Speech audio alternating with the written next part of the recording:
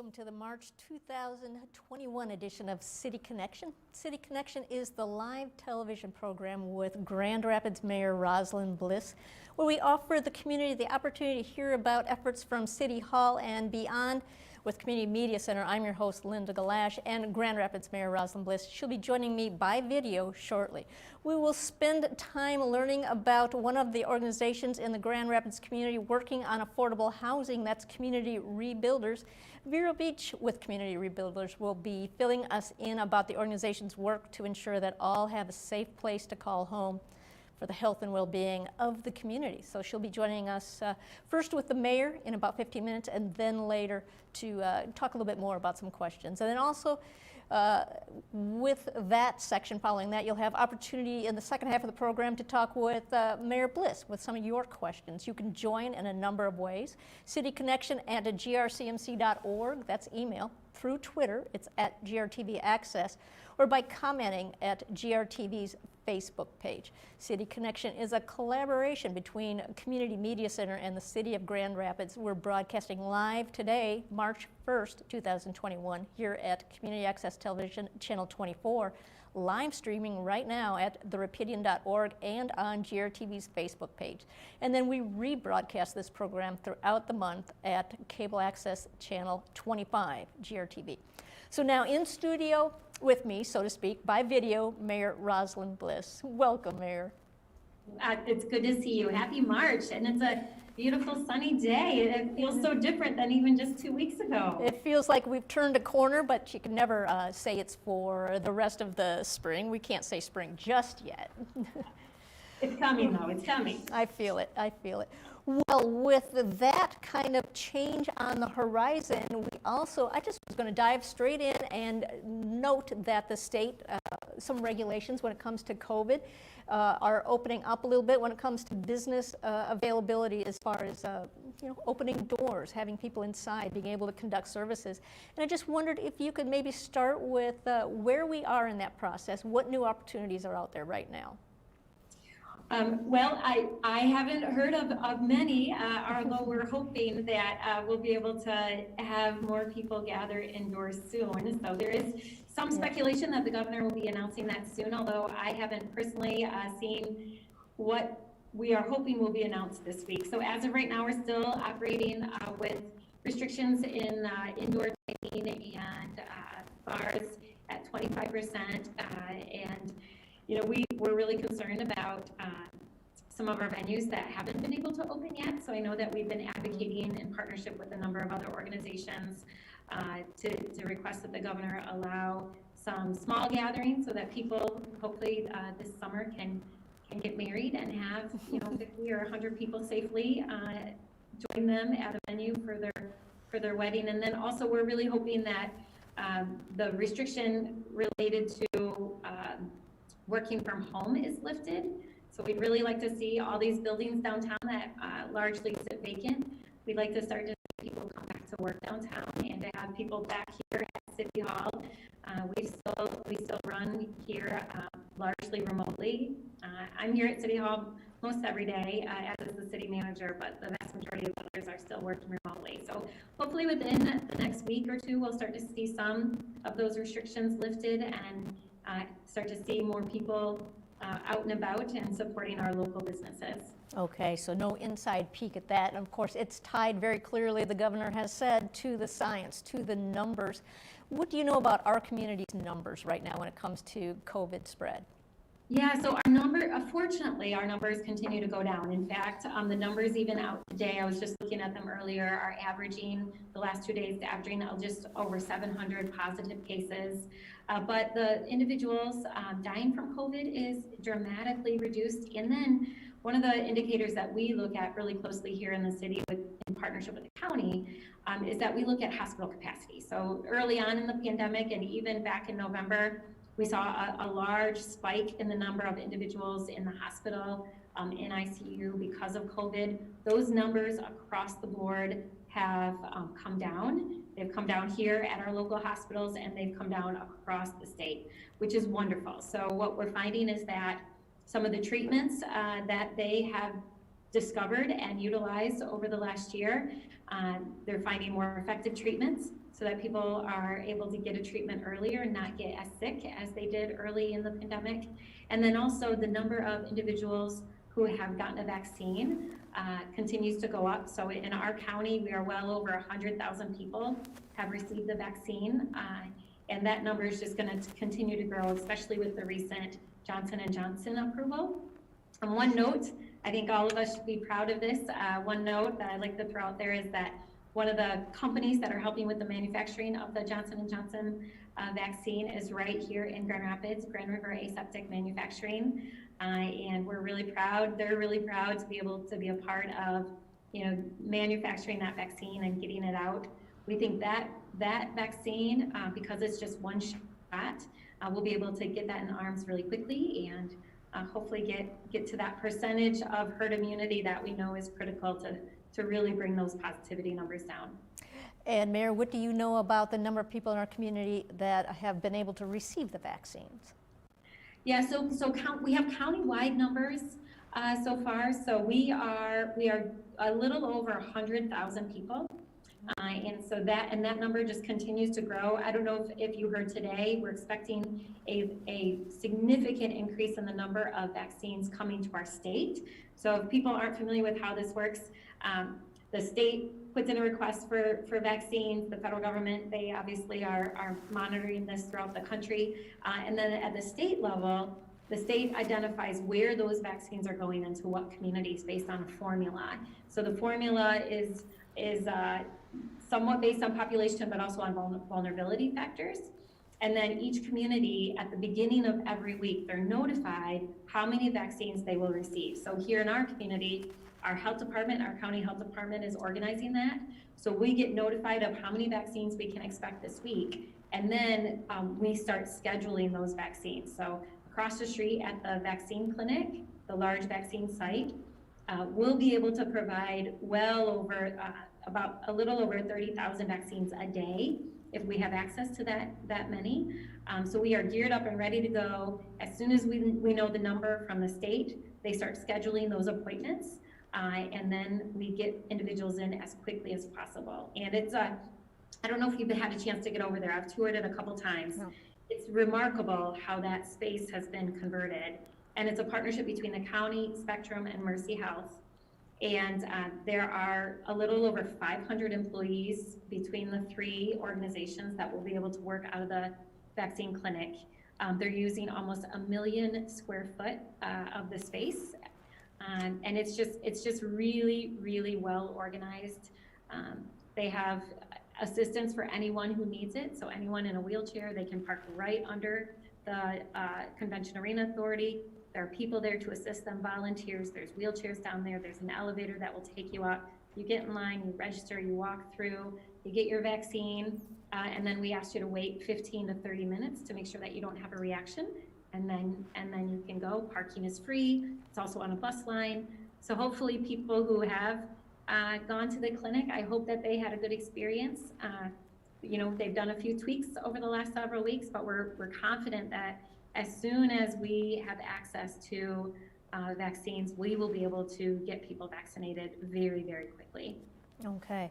One more question on that COVID subject. And has the city, or is the city being able to access, whether it be state or federal funding, to kind of provide some of these COVID relief funds? Yeah, so as of right now, the COVID relief funds have largely been through the county CARES money, and that was all allocated last year. It had to be allocated as of December 31st. Recently, there were some dollars allocated through MSHDA, and actually we can talk about this when we have a conversation with Ms. Beech. But there have been some dollars allocated for eviction prevention. So the city and the county are partnering on that, although it has to be approved still with MSHDA at the state level before those dollars are actually allocated. We are hopeful that there will be additional dollars through community development block grants,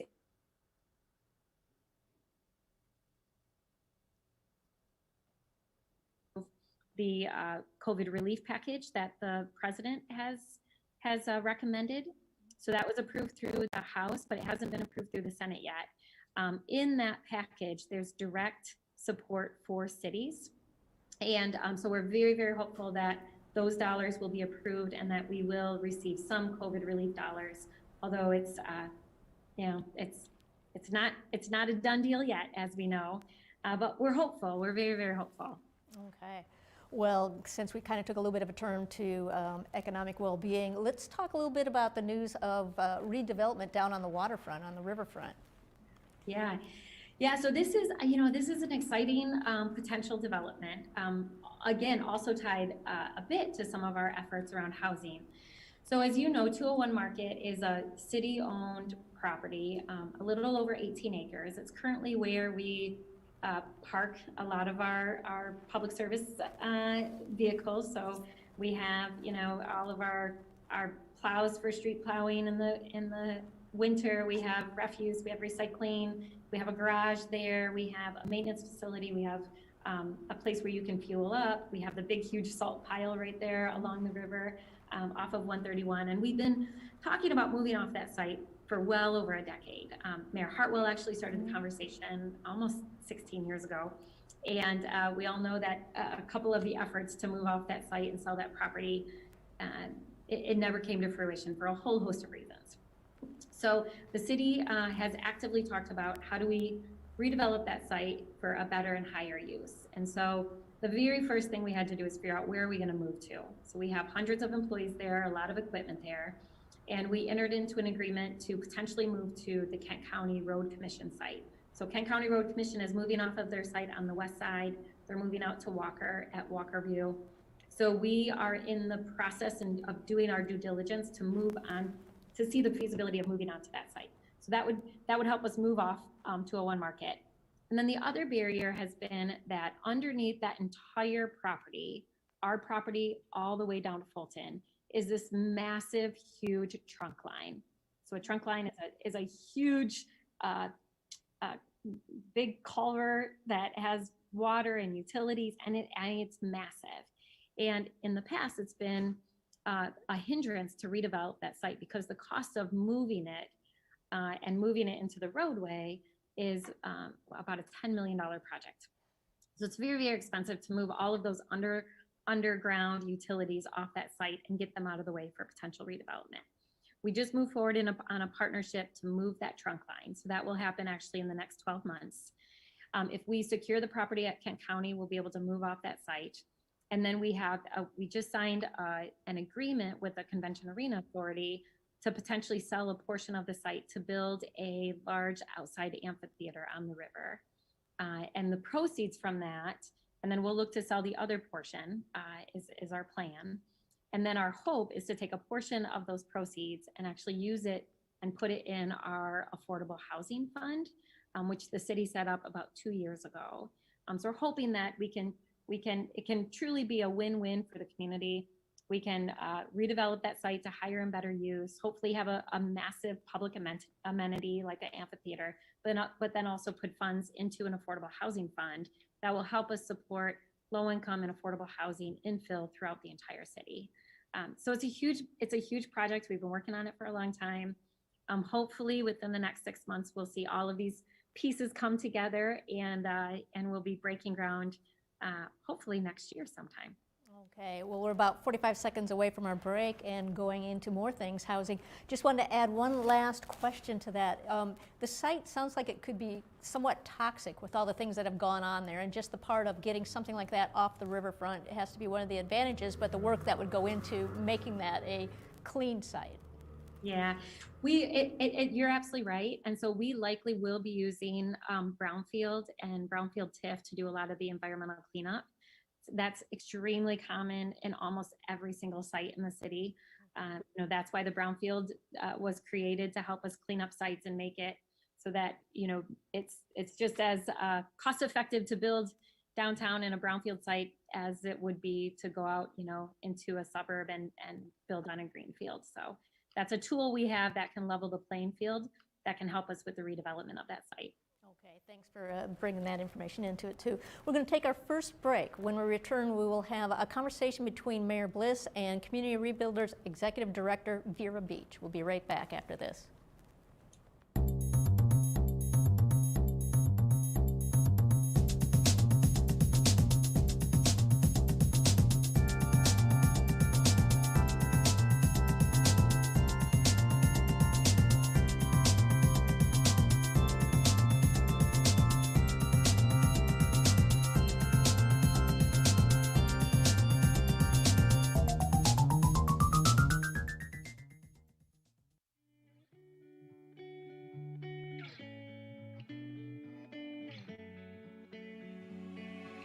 For over 30 years after humble beginnings as a public access TV station, the Community Media Center has grown to be an active, multi-platform media and technology assistance organization, encouraging and enabling our community to push the creative boundaries. We power a variety of resources, including a music-centered community radio station, WYCE, a community venue with stage and screen at Wealthy Theater, citizen-driven journalism with the Rapidian, a web development team empowering local nonprofits, an education department that trains and broadens students' minds, and a free speech public access television studio, GRTV, where it all began. By introducing audiences to new voices and ideas, we enhance community engagement and create connections between artists and audiences, enriching our city's cultural offerings. We empower and collaborate with platforms and resources accessible to all and used by all. Every free democratic society depends on media, accessible to the community and uncensored by government. The Community Media Center continues this work for the media landscape of today and tomorrow. These platforms and services empower our neighbors to tell their stories and explore the richness of culture that Grand Rapids has to offer. Connect, discover, learn, create, and share. The Grand Rapids Community Media Center.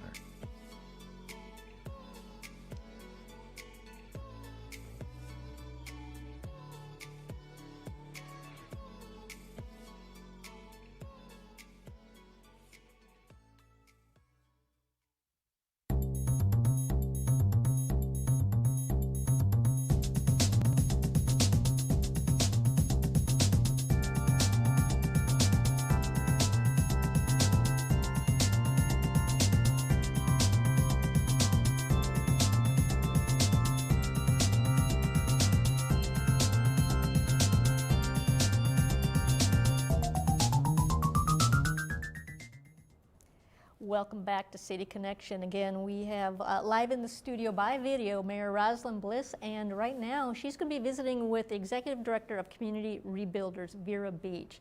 And Mayor, take it away. Thank you. Thank you, Linda.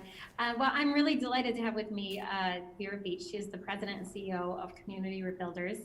She and I have known each other for well over 20 years. Actually, we go way back. Used to work together in the field of domestic violence quite some time ago before she entered the world of housing. So I'm delighted to have her with us today to talk about just the incredible work that Community Rebuilders is doing, but then to talk about some of the partnerships and initiatives that we've been working on over this past year with Community Rebuilders. And so first, I'd just like to welcome Vera Beech to the show.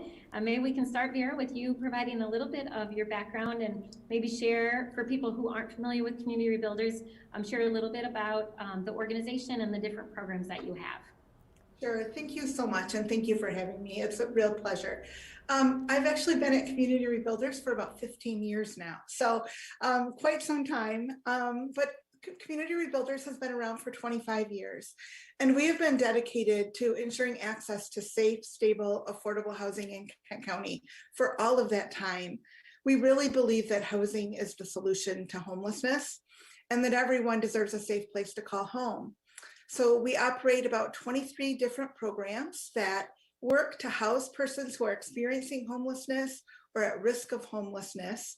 And what we do is really utilize the private rental market in our community to get people into housing and then provide them the supportive services that they need to maintain that housing. We serve a little over 1,000 households every year, assisting them to really exit their homeless situation, increase their income, increase the supports that they need within the community, and really just reach their full potential.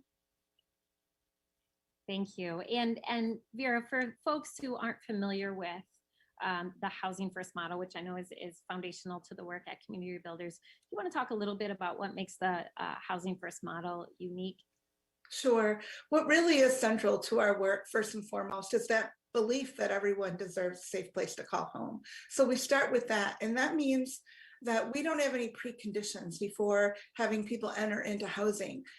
Basically, we start with a conversation about when has housing been successful in the past and how do you envision housing being successful in the future. So regardless of your circumstances or your histories, whether that might be criminal histories, lack of income, none of those are barriers to entering our programs. We want people to get into housing and then address those service needs that they might have that will really help them be long-term sustainable in their housing. Thank you. I always appreciate that explanation because not everyone is familiar with Housing First. But one of the things I love about the model and why I believe so much in Housing First is, first, it's evidence-based. So there's a lot of evidence and data to support the model.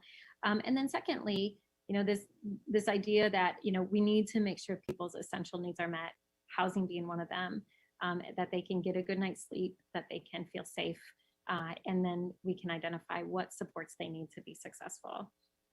So thank you for explaining that. So let's talk a little bit. You've been a key partner, not just this past year, but for many years. But with COVID, we all saw, unfortunately, an increase in the number of individuals and families who experienced unstable housing, individuals who've lost their jobs because of the pandemic, and people who are experiencing homelessness. So last year in May, the city, we created a homeless outreach team.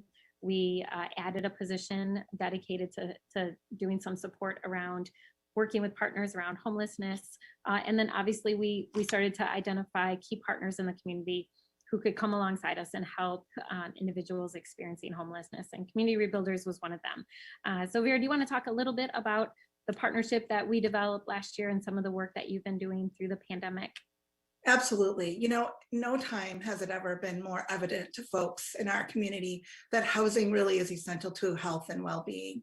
And as we looked at the large number of folks in our community who are residing outside in places unfit for human habitation, we really wanted to be partners with the city in addressing those unmet housing needs. And we do that through a really unique model of outreaching on the street with persons and learning a little bit about why they've chosen the area they're staying in, who is residing in that encampment with them, and then really immediately focusing on their right to safe, affordable housing and how they might achieve that goal, even if that just means a short step right now of working with us to secure a housing plan and start thinking about securing a rental unit. The real uniqueness in the approach is that we were able to use the HOT team members to really build upon the relationships that they had with folks in the Monroe Center, Rosa Parks Circle area. It was estimated that there were about 60 individuals who were regularly residing in that area. And we really set out on a course to identify those folks by name with the help of the city staff members who are on the street, engaging with those folks every day, and then linking those folks to our housing resource specialist and getting them housed. It's been incredibly rewarding to see folks be able to move off of the street in a short period of time and move into housing. Yeah, and Vera, I don't have your latest dashboard pulled up, but can you share how many people you've been able to house that, even 6 months ago, 4 months ago, had nowhere to go? Yeah, absolutely. So the community can visit our website at communityrebuilders.org. And if you go to the impact tab, you can see bi-weekly we have updates of where folks are at, who we've helped vacate that area of the street. To date, 10 of those households have already moved into permanent housing of their own. So that means they're actually leaseholders in a unit that they plan to remain in long term. We identified a total of, I believe, 58 in total who were living on the street, and everyone who wanted to be connected to a resource has been connected to a resource. We had one person who was housed within the first day. So just really a lot quicker than most people think it happens to get somebody moving from that place of being on the street into a unit of their own.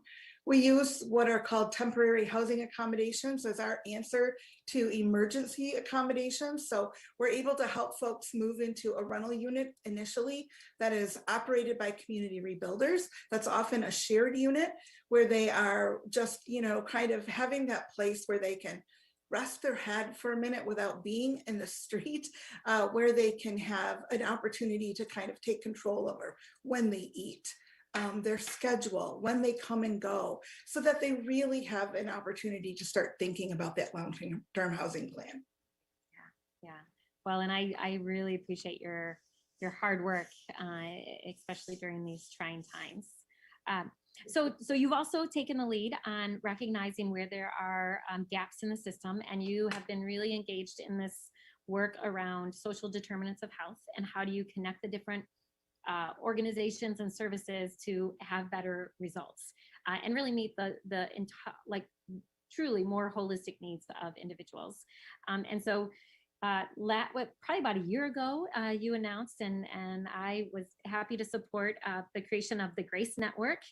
And then we partnered together to submit a grant application for the U.S. Conference of Mayors.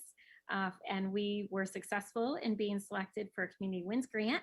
But do you want to talk about the Grace Network first, and then maybe touch on what people can expect with the Community Wins grant?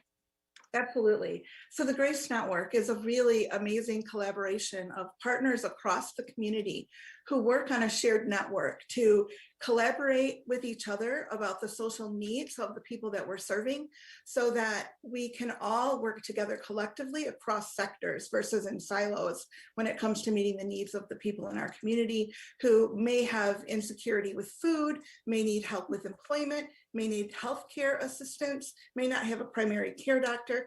We now on a platform are able to share information with each other with full privacy protections that gives consumers the ability to, share their story one time with one service provider and still inform other service providers about their needs. We're also creating a longitudinal social record on that platform so that we can track all of the relevant client information on timelines and know the outcomes of our work. And that's really something quite special about the network, and something that's not typical within communities where you have social service organizations and healthcare entities sharing resolution of social needs, as well as resolution and support that they're getting from the healthcare community. There's also 20 organizations on the network to date, representing all of the cross sectors from food, education, healthcare, employment. And that has just really advanced our ability to have a broader impact on those service needs that folks have that really help them to maintain that housing long term. Yeah, thank you. And I think we have maybe a minute left before we have to take another break. But maybe if you want to just touch base a little bit and share what we hope to accomplish with the $150,000 grant award that we just received from the U.S. Conference of Mayors. Yes, absolutely. So we are going to build some modular units in Grand Rapids on some vacant city lots that will really allow us to use the latest technology in modular builds, which will save dollars and will also, once those houses are built, will be equipped with the Grace Network so that families are able to access services right in their home from a touch iPad that's installed and internet connectivity to meet those service needs that they identify. Yeah, we were, thank you. We were so excited I was especially excited to be selected. Every year since I've been mayor, I identify a nonprofit in the community to join together to submit a grant application for these community wins. And this is the first year that we have won the award, and we'll be able to showcase our work in cities and with mayors all over the country at upcoming U.S. Conference of Mayors gatherings and meetings. So thank you for partnering on this effort and really for leading the charge. So with that, it's time for a break. So we'll take a quick break and then we'll come back and open it up, and Linda will probably have a whole host of additional questions to ask you.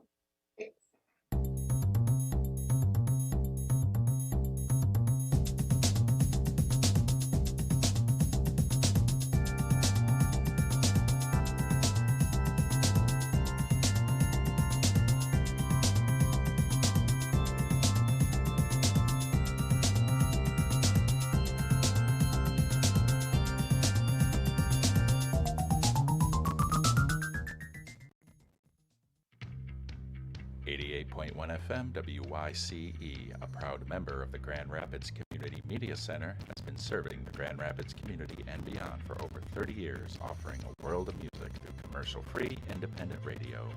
Head on over to wyce.org today, where you can stream our broadcast 24/7, check out exclusive artist interviews, or make a donation. From everyone at 88.1 FM WYCE, thank you for your support. The Wealthy Theater is Grand Rapids' local movie theater and performance center. Since 1998, it has been a host to nationally touring music groups, local theater performances, and a variety of community events. Today, the Wealthy Theater is not only a landmark community treasure with historic significance, but a pioneer in the infusion of technology and traditional theater.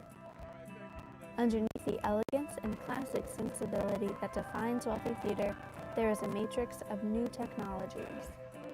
The theater is completely digital and outfitted with cameras and microphones for concerts, theater and comedy troupes, speakers and lecturers, and so much more. Experience all that Wealthy Theater has to offer. And bring a friend. Be surprised by the Wealthy Theater.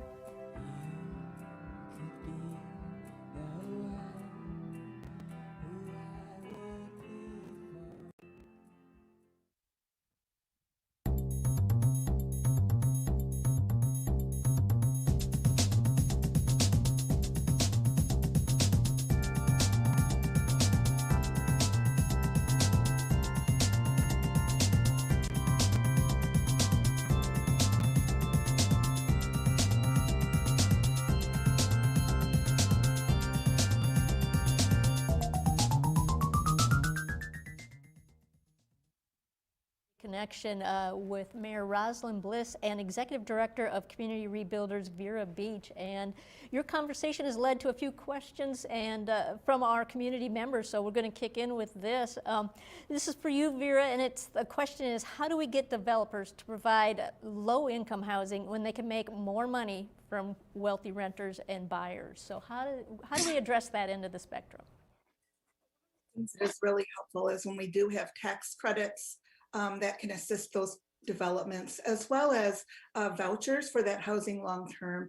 Those are really critical resources for our community that I know the mayor has worked really hard to make sure that our community can bring additional resources into our community. Additionally, we've got to look at better ways to reduce the cost of construction. That's one of the things that we're doing with the Community Wins project. These modular rental homes can go up a lot faster and still honor the nature of the neighborhood so that they look like they fit in and they feel right to people who are in the neighborhood and maybe have been there for many years. So it really is important to look at what are the new sustainable technologies that are out there that are able to help us improve the cost of builds. We are concerned about increases in lumber and all of the impact of COVID as well. So it is time to really look at those innovative options that might be available that we haven't visited so much in the past. Is it generally Community Rebuilders' method to do these partnerships with already housing stock on the market, with people that do this for a living? You have a new initiative that's maybe going to be building something, but typically is it the other way? Yeah, so we are working with our partners at Link Up on the build because that really is an area of their expertise. We primarily use the private rental market. So we're reaching out to local landlords, property management companies, and really encouraging them to partner with our programs to make sure that some of the most vulnerable folks in our community have access to housing. And we've been very successful doing that for over 25 years, relying on that market. Thanks for that extra information. We've got another question, and this one's from community member Jess, and the question is, what does it mean to be at risk for homelessness? How do I know if I qualify for your services? Sure. So, at risk for homelessness means different things and can make it difficult for folks when they're accessing services in our community. So the most important thing you can do is call 211 if you think you're in a crisis, and they can help you navigate the housing system and get to the right services. Most programs that are funded by HUD require that you're going to lose your housing within 14 days. And so if you're really on that immediate high risk level, you can get help from programs that are funded by HUD. But additionally, I want to bring your attention to something called communityhousingconnect.org. And that's a website that anyone can access who has children in their household, and immediately answer a few questions. It takes about 3 minutes, and you'll be linked with a housing resource specialist at Community Rebuilders based on your needs. So that's communityhousingconnect.org. Okay. Community Rebuilders has had an initiative to help with the veterans population. Tell us a little bit about that. Sure. So we really believe that housing and that everyone deserves a safe place to call home, as I've said before. But what's really critical about that is we believe that people themselves can sustain that housing. Demonstrated that impact through our effort to end veteran homelessness. What we did was identified all veterans who were experiencing homelessness and then forth a plan to get them housed. Important to know the numbers, which is that really first important step of getting to know the veterans who are on the street at risk of homelessness, counting them by name, and then linking them to resources. To meet we had to prove that as a community, if a veteran becomes homeless, we can quickly get them to the services that they need and resolve their homeless. And I'm proud to say that we are at that point in Kent County now, that there are no need for any homeless veteran to be on the street. We can immediately access them and get them to the resources that are referred to our network of partners through Community Rebuilders. Okay. Just a quick apology, we've got a little bit of an audio issue going on that we're working on, but we're going to continue. And this one maybe, Mayor, with your input as well, but we have a question from Ben, and it says, what's the best way to deal with panhandling? When I'm approached by someone asking for money, sometimes I'm not sure if giving them money is the best thing to do. Is there anything else I can do to actually help them? And either of you or both of you. So I'd be happy to jump in on that one. You know, we think it is first and foremost really important to engage with folks on the street with compassion and understanding. Oftentimes they are very isolated and only connected to some of the people around them on the street. So just acknowledging them, saying hello, and letting them know that they matter as a neighbor in our community is first and foremost the most important thing. We don't encourage giving out dollars, but that is absolutely up to an individual's own discretion. And if you feel like that's something you want to do or something that's important, you should do.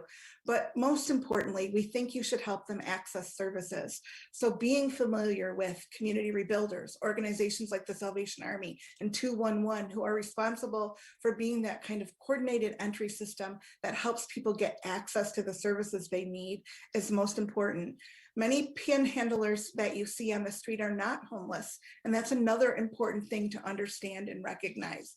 Oftentimes there are groups working together who see that as a way of raising dollars and supplementing a lack of income. And you know, it's your choice as an individual to give to that, but we always hope that you will treat them with compassion and give them a referral to an organization that can help, like Community Rebuilders. Okay. Anything you would add to that, Mayor? No, I think Vera said it beautifully, and that's my practice. I don't give dollars to individuals when they ask me when they're panhandling, but I do support the nonprofit organizations that I know are providing services and that are helping people find housing. So that's my number one priority as an individual. But again, as Vera said, I respect people's decision whether they choose to give or not. But my hope is that people can access the services to get a safe roof, find a safe place to live and have a roof over their head. And then that aspect of compassion first really makes a lot of sense, and I thank you for that. We have about 3 more minutes, and I wanted to ask something about the two of you, actually, because you noted the long-time relationship and dealing in the social services realm. Mayor, housing is a priority of yours. It's been as long as you've been in your role at the city. So I wanted to hear a little bit about the influence of each of you on each other. Yeah, well, I can't speak for Vera, but she's one of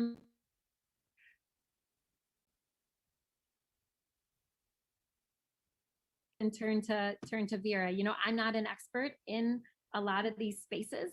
I do my best to stay abreast of, you know, the latest data and research and programming, but I really I rely on people who are experts in different spaces and fields to help me better understand the issue and then to support them to do their great work. So I really appreciate Vera and her leadership in the community.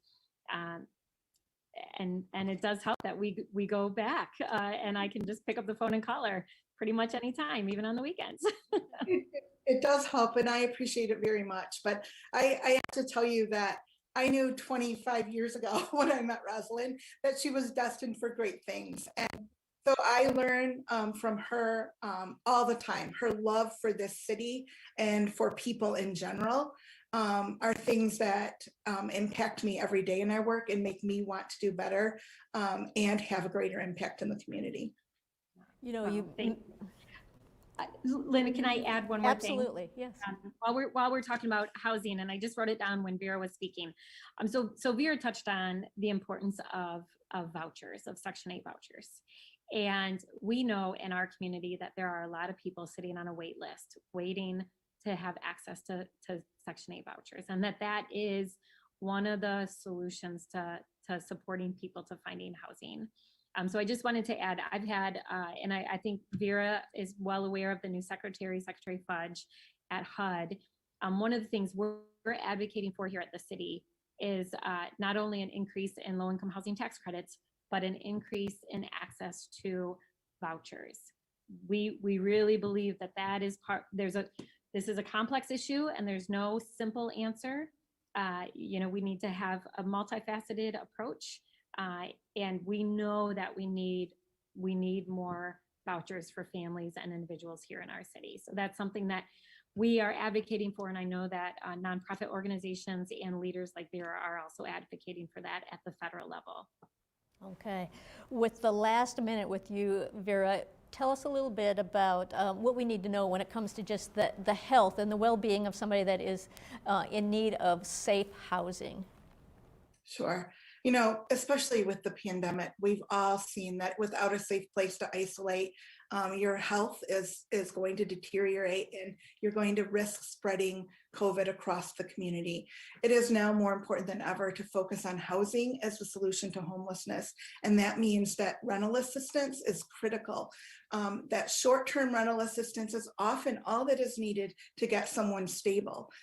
Once they get housed, folks are able to increase their employment, begin thinking about things like childcare and education, and how do they get more hours at their job and things like that. So that short-term rental assistance is critically important and often something that people are reluctant to do because they think people will need more. And that's true. Some people do need more, particularly if there's a persistent and severe disability that someone is dealing with. And that's where those vouchers come in and those long-term supports. But the important thing is we're not going to leave a household if a longer-term assistance is needed.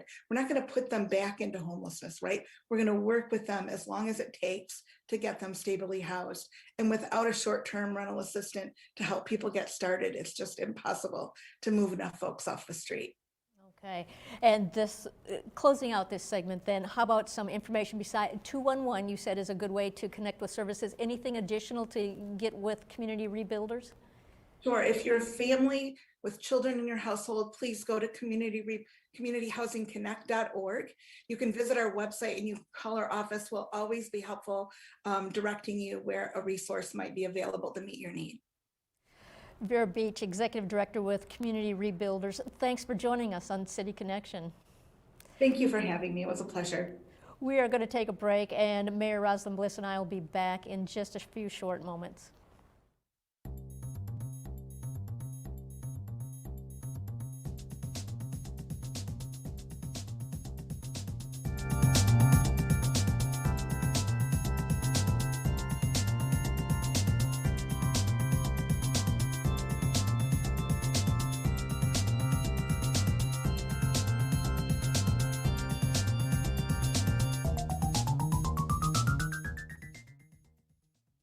The Rapidian for the community provides an alternative.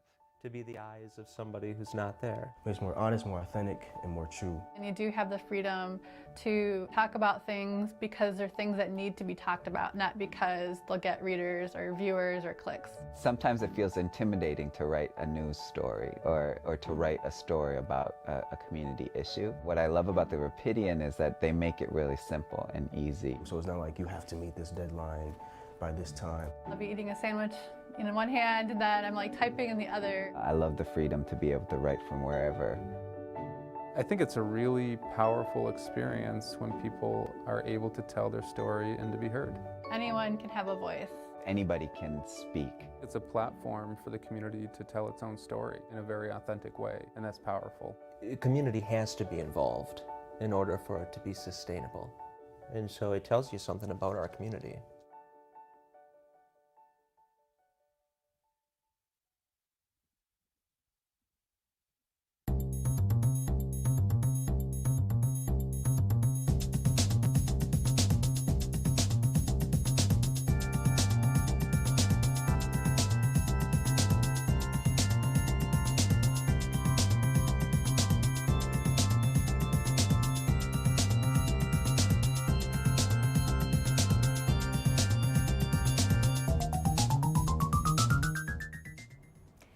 Welcome back to City Connection. Our thanks to Vera Beech with Community Rebuilders. I'm back in the studio and joined by video with Mayor Bliss again, and let's follow up with a couple things housing related because that was a lot of great information. A few more things to talk about though, and you brought them up in the break, so I'm going to let you add a little bit of information. Yeah, thank you. Yeah, there's a lot of work that we're doing around housing with incredible partners in the community. So two additional things I'll just touch on. One is that I continue to be one of the co-chairs for the Housing Stability Alliance, and that work is community-wide work, county-wide work, as we look at what is our plan for housing across the entire spectrum, from homelessness to housed by choice, and how do we make sure that we're identifying gaps in the community and we're able to fill those. And as you said, one of the questions about private developers, how do we get them engaged to help be a part of making sure that we have low-income, affordable housing and market rate housing, because we need all three. We know that if we don't have enough market rate, that puts pressure on affordable housing units, and it's a trickle. It has an impact across the whole system. So we need all types of housing throughout our city so that we can increase supply and we have more affordable housing. So that work continues. We're working with K-Connect to create a backbone organization that will help with some of the data. Data continues to be one of the greatest needs. We have to have good metrics so we know that what we're doing is working, and also where the gaps are so that we can help fill those. And then the other big thing happening this year is that we are embarking on updating our master plan. So master plan is almost 20 years old. The master plan, for those who aren't familiar with it, it truly is the blueprint that our planning commission uses as they make decisions about land use. Our master plan process is going to be heavily focused on a couple things. One, housing, and two is future growth. So it's going to be looking at how do we plan for growth, knowing that we need more housing, but that also our population is increasing. So preliminary data from the census showed that our population is increasing, and we need to make sure that we have affordable places for people to live. So the master planning process is so important. We'll be identifying and creating a steering committee, and then we'll be coming up with a process to make sure that the community at large has ample opportunity to engage in the work. It's about an 18-month process before it's finalized, and there will be lots of opportunities for people to get involved. Okay, yeah, with housing always being a priority, it's good to see how there has to be a revolving, or at least a look forward with a master plan, and 20 years is not set in stone. Obviously, master plans evolve as you go, so bringing us up to date on that, I appreciate that. One topic we always touch on has a little bit to do with community policing, police department and things like that. Saw some information this past week that one thing's taken off the plate of the local police department. It has to do with the parking and enforcement of that. Yeah, so this is, you're absolutely right. So one thing that we are moving forward with, and it's actually a recommendation that came out of the study that we did with Hillard Hines. So when Hillard Hines came and they did an analysis of the department, they made recommendations, and they really looked at all of the calls for service, how much time it was taking from our police officers when they're on their shift, and what potentially could be removed to free up their time to be able to shift to a neighborhood policing model where they had more time out in every single neighborhood. And one of the recommendations was to move parking enforcement out of the police department and to our mobile GR department. So for instance, it's not as snowy right now, but this past month, if you live on a street like mine that has odd even parking, and there's a car that's been parked in the same spot for 5 days and the plows can't get around it, you would call the city, and an officer would often go out and ticket and do that enforcement. Hopefully by July 1, those calls will actually be shifted to our mobile GR department. So we had, in the last couple of years, on average, we have 3,500 to 4,000 calls a year around parking enforcement. And so those will start to be shifted to mobile GR, and that should free up our officers to do more of the neighborhood policing, which is the model that we supported in the strategic plan that our police chief, Chief Payne, presented last year. The nice thing about mobile GR is that they are going to do both proactive enforcement as well as reactive. So historically, we've been a complaint-based system. So they'll do both, but then they'll also do education. So they'll put reminders on vehicles, remind people what the rules are. We recognize not everyone knows what the rules are sometimes. They don't know how far they have to be away from a curb cut, or they don't know, where they can and can't park in certain neighborhoods. So we want to make sure that we're coming alongside and doing education as well. And the mobile GR department will be able to do that. Okay. We have something from Mark. He has sort of another question that goes with this topic, and says, is this change resulting in less funding going to GRPD? As of right now, no. So the conversation isn't necessarily about funding. It's about how do we better utilize the time that our police officers have when they're on their shift to do more of that community-based policing. So how do we give them the time to build relationships in community, to attend community events, to really do that relationship building that we know is key to improving trust. And so that was one of the key findings from the analysis, was that, there's a lot of our officers who want to be able to, go to the neighborhood breakfast and meet with neighbors and do some of that proactive relationship building. But when you look at all of their calls for service, the time they have available to do that is really limited. So we want to give them the time they need to build those relationships. So that's what this effort is doing. And then we also are looking at some of the other recommendations that came out of that study, as well as the chief's strategic plan. And we'll likely be moving forward with some of the other recommendations this year. Okay, thanks for filling us in on that. We have a question from Brett. I'm going to paraphrase a little bit, but this one has to do with the announcement about the city moving towards LED lighting and some of the reasons behind that. He poses a couple questions, though, that might be some impacts, such as what does this kind of lighting do to the internal clock in humans, and how does it affect wildlife? I might have to get back with you on that one. Okay. So, but let me give you some background. Okay. So we have actually been talking about converting to LED lights for about 10 years. Actually, it started under Mayor Hartwell's leadership, knowing that you don't use as much energy. As we try to reach our goals around renewable energy, we know that converting to LED lights is one of the solutions. Lots of cities all over the country have converted. So the city, we own our streetlights. We have about 18,500 streetlights throughout our entire city. We spend millions of dollars a year paying for the electricity for those streetlights. So converting to LED will save us anywhere, preliminary estimates is $350,000 to about $500,000 a year. We'll start to save in energy costs, but we also know that it's better for the environment to have LEDs. Some of the LED lights in certain business districts will also have certain technology available for future utilization, whether that is smart technology or other things. So we had to upgrade not just our street lights, but also many of the poles. So you may have seen that throughout the city, that we're replacing some of the old street poles. Actually, we've had to replace thousands and thousands of them. And then we also had to replace the underground wiring. So it was a huge undertaking that we hadn't invested in streetlights in a long time. The decision of what types of lights and how often that they're on, so they'll come on obviously when it gets dark outside, and then they'll shut off early in the morning. A lot of that work went through our engineering department, so I'm not sure about impact on wildlife and if they studied that, but I will follow up on that question, as well as, you know, our own internal clocks.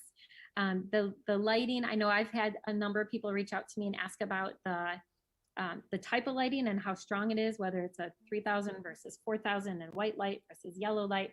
So a lot of that was calculated through our engineering department and from what we learned from other cities. So we want to make sure that you have enough light, especially on dark streets based on how far apart the poles are. That's also related to crime prevention. We know that lighting is one of the most important things to prevent crime. So a lot of those decisions were made taking all of those different factors into account. Okay. And what is the answer? Is it yellow lighting? Is it white light? What is it? Yeah, it's on the spectrum of more white than yellow. Okay. Yes, I've gotten feedback about that as well. So I actually put in an email over the weekend to our city engineer, just asking for more information about how those decisions were made. Okay. When you mentioned the benefit of less crime with better lighting, I wanted to take off on that and ask, what is the latest on the community-led proposals for addressing violence and gun violence in particular? Yeah, thank you. That's been that is a priority of mine. I'm hopeful that we can move forward actually within the next couple months. So we put out an RFP, a request for proposals. We received 3 back from different community organizations. We had a team of individuals who reviewed those proposals, and they included our county prosecutor, our chief of police, Brandon Davis from our Office of Oversight. And so we had a team look at those, and they did not recommend moving forward with any of those proposals. So what was brought back to us at the commission and what we'll likely move forward on is going directly to one of the evidence-based programs. So like either ceasefire, cure violence, and asking them for a proposal, working directly with them on a partnership, and then they can work to identify a community partner who would hire the interrupters and do the actual boots on the ground. So that is the route we're going. So we'll be reaching out to them and getting more information about what it would cost for us to partner directly and contract directly with them, and then they would help lead the effort. And we're hoping to do a 3-year pilot and have good data to collect to show effectiveness. And then we would make a decision beyond 3 years based on that data. Okay. Well, we're coming up to the end of the show. I just want to acknowledge you had your State of the City address since we last met, and I'm going to give you, if you don't mind, 20 seconds just to encapsulate some of the points that you thought were really critical to bring up at this point. Yeah, well, first I want to thank GRTV for partnering and airing the State of the City. It was a little unusual this year doing it virtually versus in a room full of hundreds of people. But my hope is that people walked away with a couple things. One, some of the things we touched on today that are priorities for this year, but also that, you know, despite this challenging year, you know, we came together as a community, and that there are a lot of things to be hopeful about. But also that as we come out of this pandemic, we really need to be committed to working together to create a much better future. That we don't want to go back to pre-pandemic. There were a lot of people struggling in this community. There's a lot of people that have been hurt by the pandemic, and we really need to think about how do we truly come back as a more equitable, resilient, and just city. And that's gonna require us to do things differently. And there's a lot of community conversations about that. And I'm hopeful the city will lead, but also we need a lot of organizations and companies to lead as well.